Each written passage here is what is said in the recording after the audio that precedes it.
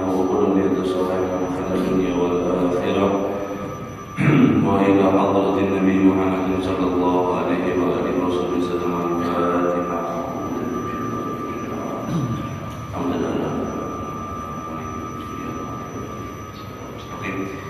صراط الذين أنعمت عليهم غير المغضوب عليهم ولا الضالين آمين. السلام عليكم ورحمة الله تعالى وبركاته. الحمد لله رب العالمين وبه نستعين على أمر الدنيا والدين وصلى الله على سيدنا محمد خاتم النبيين وعلى آله وصحبه أجمعين. سبحانك لا علم لنا إلا ما علمتنا إنك أنت العليم الحكيم. رب اشرح لي صدري ويسر لي أمري واحلل عقدة من لساني يفقهوا قولي آمين. ولا حول ولا قوة إلا بالله العلي العظيم. أما بعد.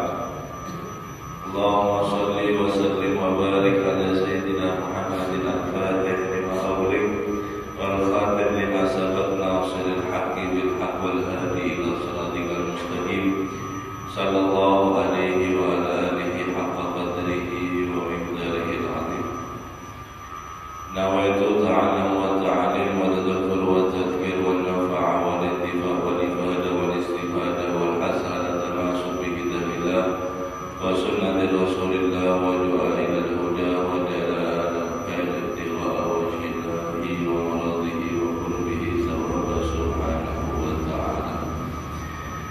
قال المصنف رحمه الله تعالى ونفع به وبعلومه في الدارين آمين. رضي الله عنكم. وقال رضي الله عنه قلت وفي النكاح فراغ للقلب من وسواس الشيطان فيما يتعلق بالنساء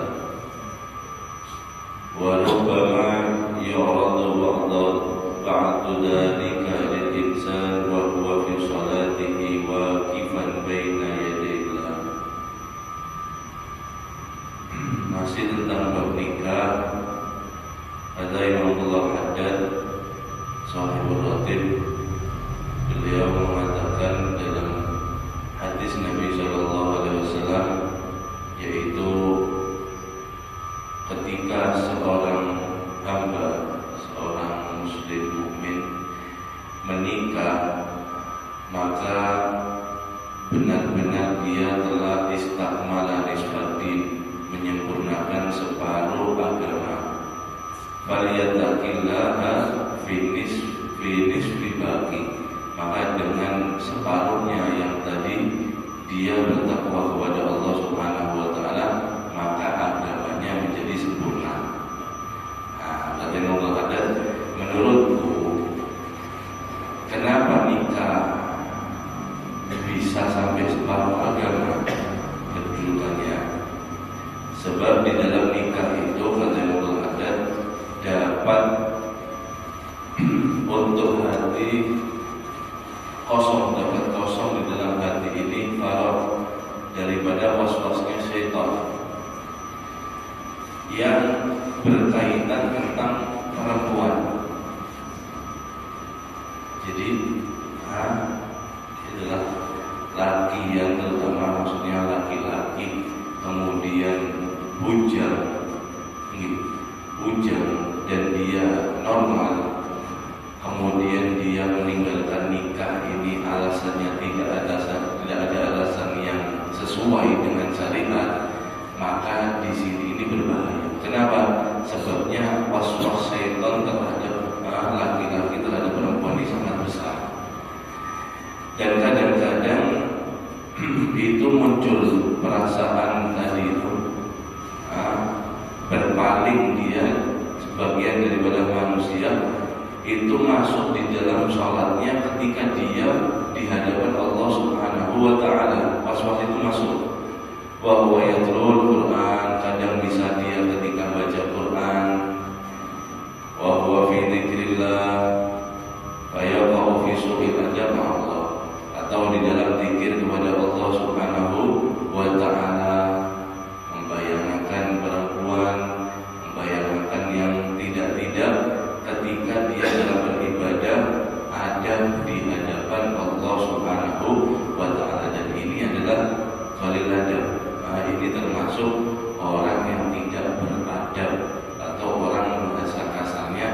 yang kurang ajar kepada Allah Subhanahu wa Ta'ala.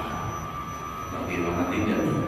Sholat atau zikir atau Al-Quran, tapi ingat daripada yang kemasukan waswas syaitan. La ilaha illallah, lisannya la ilaha illallah zikir, tapi pikirannya mikirkan dunia. Ini bertolak belakang. Jadi ini adalah suhu adab. Wa fin nikah ghaddun lil basar, dan di dalam nikah juga terdapat manfaatnya, itu adalah untuk menundukkan daripada pandangan.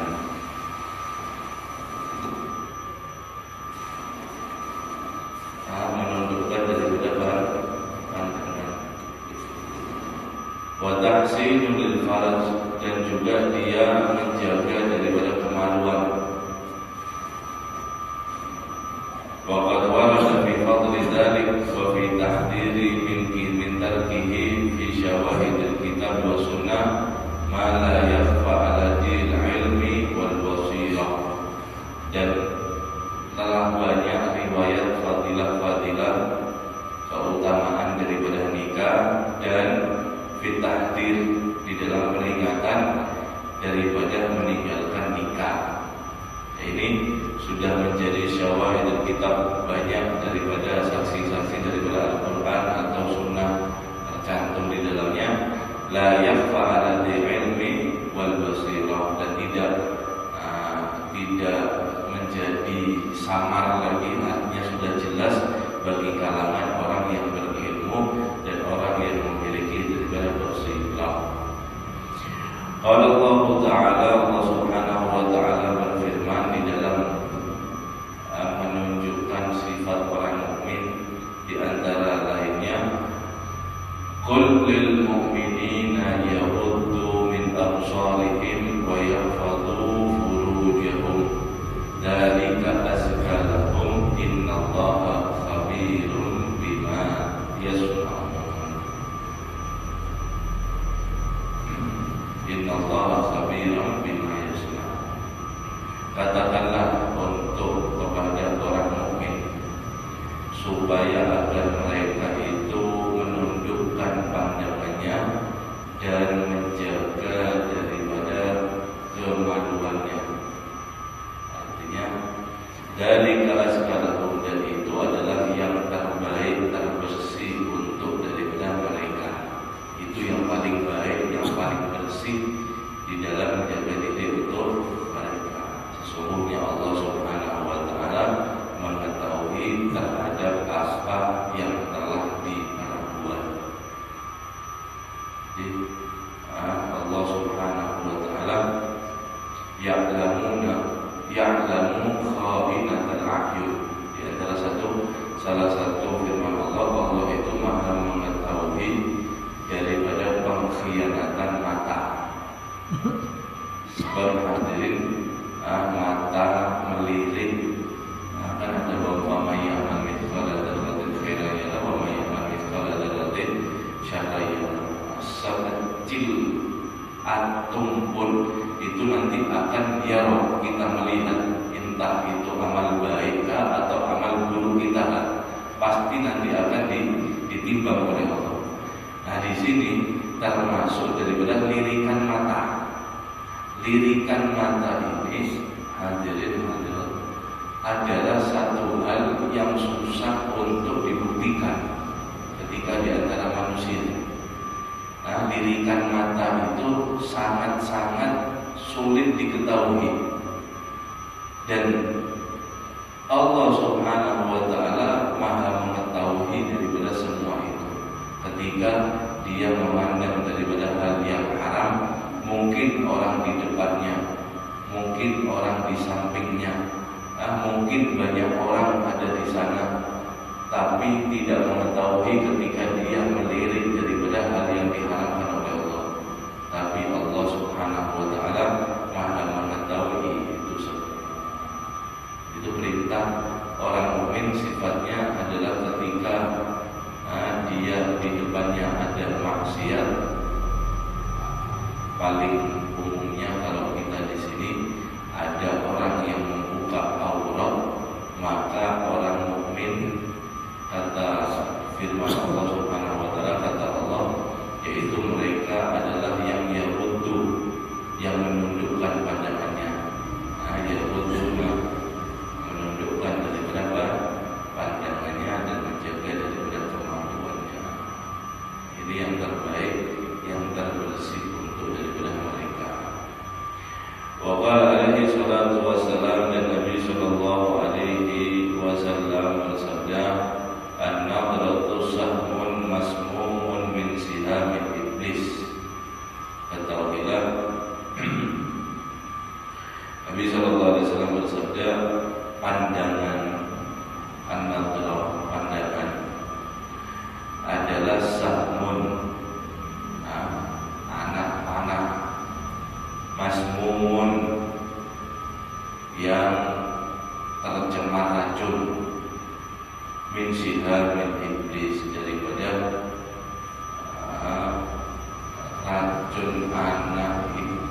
racun anak panah iblis. Jadi racun kalau busur panah atau lading atau pisau, parang dan apapun itu, ketika dia dikasih racun, kemudian kena daripada salah satu anggota tubuh kita, maka ini lukanya bukan hanya saja luka yang terkena daripada pisau tadi, akan tetapi ketika ada racunnya itu akan menjalar kemana-mana. Seperti itu biasanya racun, kena silet sedikit, tapi ladingnya ini mungkin ada titanus atau bahasa Banjar, titanus atau kena racun lah, tercemar racun, maka biasanya itu bukan hanya sekitaran situ saja yang sobek. Yang sobek memang seperti itu, cuma dia biasanya menyebar ke seluruh tubuh. Ini juga Nabi SAW memberikan ibarat, sesungguhnya pandangan haram ketika orang mukmin, dia orang Islam atau hamba Allah Subhanahu wa taala yang beriman, ketika dia itu memandang atau siapapun memandang hal yang haram, maka itu ketahuilah anak panah iblis yang tercemar daripada racun menancap ada di dalam hati orang tersebut. Jadi barang siapa ketika sudah tercemar daripada racun, maka itu semua akan menjalar kemana-mana, akan merambat ke kemana-mana. Itu karena nadrah tadi itu, hadirin, maka ada yang namanya perzinahan, menyuntang, pencurian, perampokan, kemudian apalagi pembunuhan, penipuan, macam-macam, semuanya itu biasanya semuanya adalah paling utamanya, yaitu sebabnya adalah nadrah. Orang zina itu, hadirin, pada mungkin langsung ketemu antara lawan jenis kemudian langsung berzina, itu mayungkin, itu jauh sekali, tidak mungkin.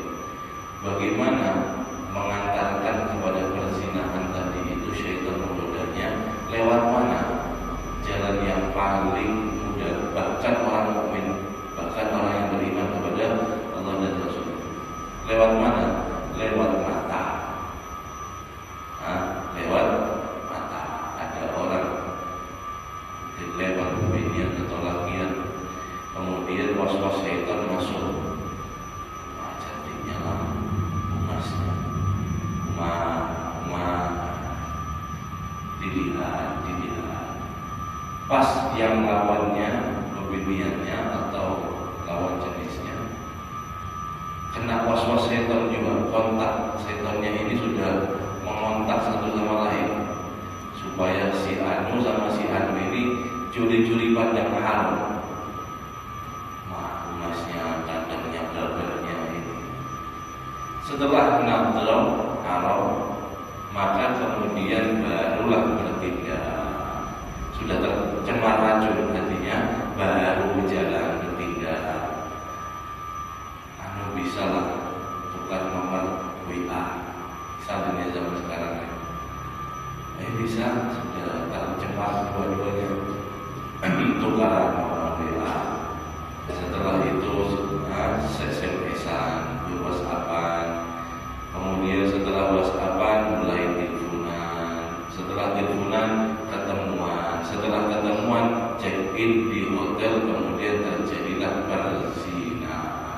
Sebab apa? Pertamanya kecil saja. Sebab melihat pandangannya tidak dijaga, pandangannya melihat yang haram, yang diharamkan oleh Allah Subhanahu wa Ta'ala, tidak menuruti daripada Al-Quran. Bagaimana Al-Quran menyuruh yaghuddu, tundukkan pandangan, tundukkan daripada kedua pandangan. Jadi kalau ada hadirin kebakaran langsung api benar itu ada. Pasti daripada api yang kecil. Biasanya seperti sama perampokan, pencurian, begal, macam-macam. Semuanya itu tadi melihat. Bagusnya matanya. Banyak sekali masalah-masalah tersebut. Kemudian dalam hadisnya, di sana ada di hadisnya terus disebutkan hadisnya ini ya. فَمَنْ تَرَكَهَا خَوْفًا مِنَ اللَّهِ آتَاهُ اللَّهُ تَعَالَى عَزَّ وَجَلَّ إِيمَانًا يَجِدُ حَلَوَتَهُ فِي قَلْبِهِ.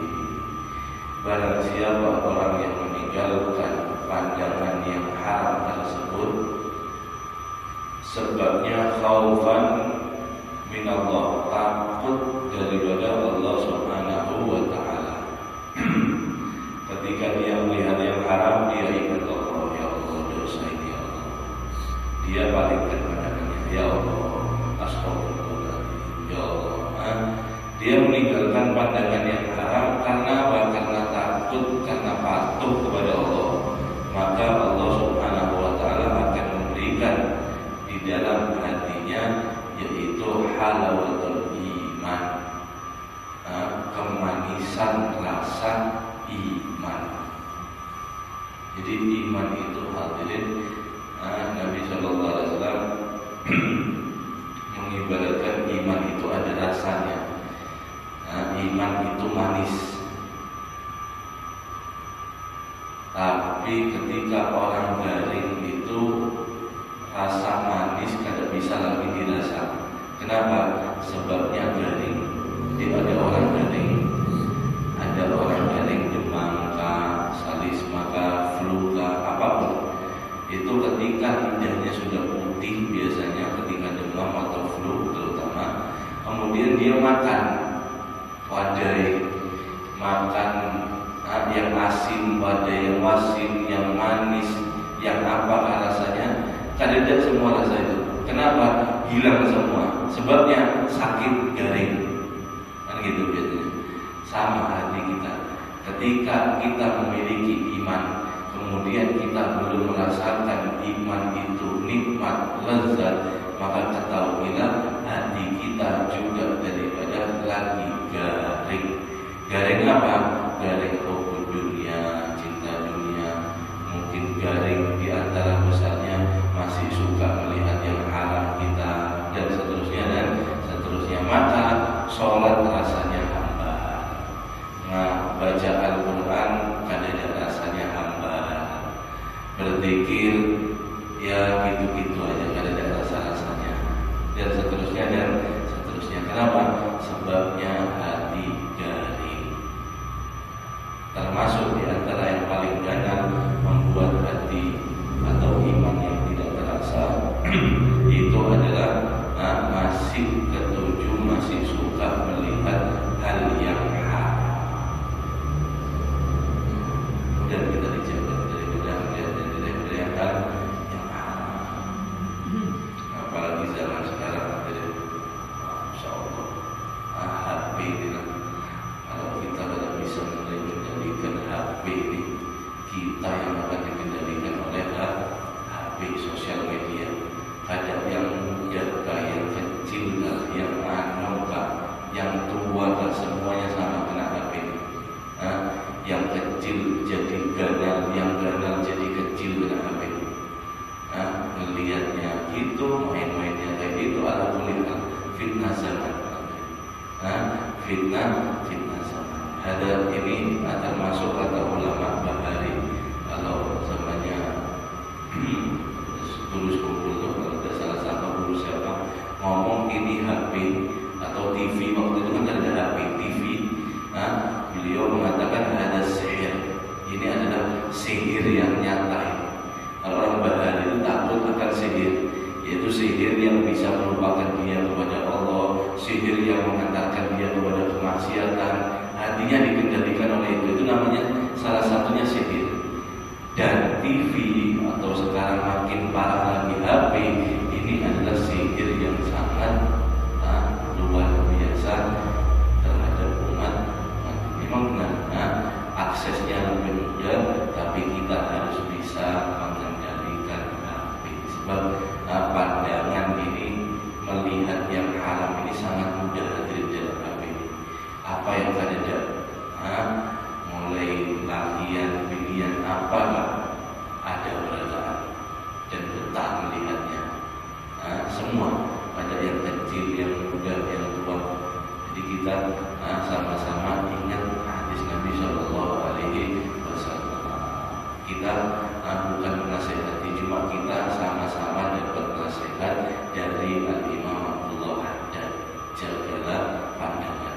Mudah mulut sampai berataan dijaga oleh Allah Subhanahu wa Ta'ala. Wa fil nikah, dan di dalam nikah binasabri ala muasyaratin nisa bil ma'ruf, juga dapat kita untuk harus sabar di dalam bergaul dengan perempuan, ini yang laki maksudnya, dengan perempuan bil ma'ruf, harus baik, sabar, penyabaran, wa qiyam bi huquqihinna, dan juga memenuhi semua hak-haknya istri, wal infaqi alaihinna ala wa ala iyali fadlun kabir, dan juga menginfakkan daripada harta atau memberikan kepada mereka tambahan infak, dan juga orang-orang yang menjadi tanggungan kita, fadlun kabir, adalah satu keuntungan, satu fadilah yang sangat besar. Wa fihi, dan di dalam nikah, fadlul tasabbubi fi tahsili auladin salihina ya'buduna Allah Ta'ala, dan juga di dalam nikah menjadikan keutamaannya adalah menjadikan satu sebab bisa mendapatkan anak yang salihin, anak-anak yang baik, ya'buduna Allah Ta'ala, yang mereka menyembah kepada Allah Subhanahu wa Ta'ala dengan baik, wa yad'una abaihim, dan mereka mendoakan daripada kedua orang tua mereka, wa yastaghfiruna lahum fi hayatihim wa ba'da wafatihim, dan anak yang selalu memintakan ampun kepada Allah Subhanahu wa Ta'ala atas kedua orang tuanya, fi hayatihi, di dalam hidupnya kedua orang tua, wa ba'da wafatihim, dan setelah meninggalnya daripada kedua orang tua. Wa rubbama mata ba'dhum qabla bulughi fa yahsulu lil walidayhi wa min thawabi dzalik haqqan 'azim, dan juga terkadang ada yang meninggal anak itu sebagian sebelum daripada balik, sebelum masa balik, maka kedua orang tua tersebut mendapatkan pahala yang sangat-sangat agung daripada Allah Subhanahu wa Ta'ala. Di dalam nikah, selain kita mendapatkan manfaat terhindar maksiat, was-was untuk ibadah di dalam kepada Allah, lebih khusyuk ibadah kepada Allah, dan semuanya itu juga menjadikan sebab kita mendapatkan anak yang soleh, yang solehah, yang mereka selalu mendoakan kepada kedua orang tuanya dan memintakan ampun baik di dalam hidupnya ataupun di dalam wafatnya. Dan sebagian orang tua ada yang kehilangan anak sebelum masa balik, sudah dicabut oleh Allah Subhanahu wa Ta'ala, artinya umurnya sudah habis. Nah, kedua orang tuanya maka mendapatkan pahala yang sangat-sangat agung.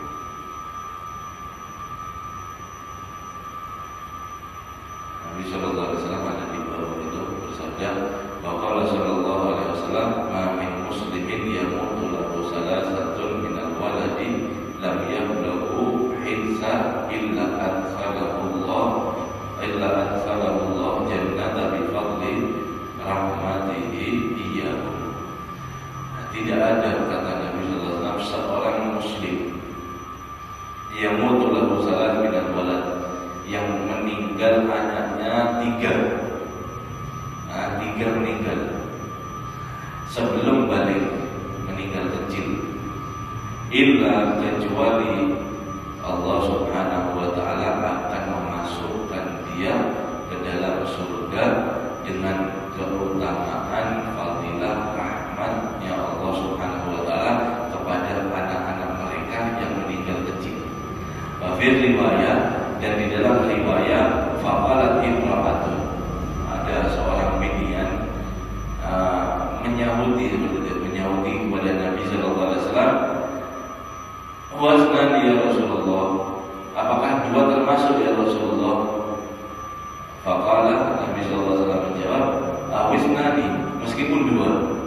Dan ada di dalam riwayat yang lain, "Wa fil wahidah ya Rasulullah, apakah termasuk juga orang tua yang kehilangan satu anaknya sebelum balik, dia akan dimasukkan surga oleh Allah subhanahu wa ta'ala berkat anak tersebut?" Baik, wahidah, dan dalam riwayat meskipun satu. Jadi fadilahnya sangat besar sekali. Di lain sedih, memang sedihnya, memang hati inkisar, hati daripada berat, tapi di sana ada daripada kelebihan bagi orang tua yang tertinggal, yang ditinggal duluan oleh anak. Nanti hadis-hadisnya akan kita baca di mudah-mudahan dan wallahu a'lam bishawab. Mudah-mudahan kita berikan yang bermanfaat, diberikan amal soleh sehingga kita bisa menjadi hamba yang taat, hamba yang disayangi oleh Allah subhanahu wa ta'ala dan Rasulullah sallallahu alaihi wasallam. Amin, amin ya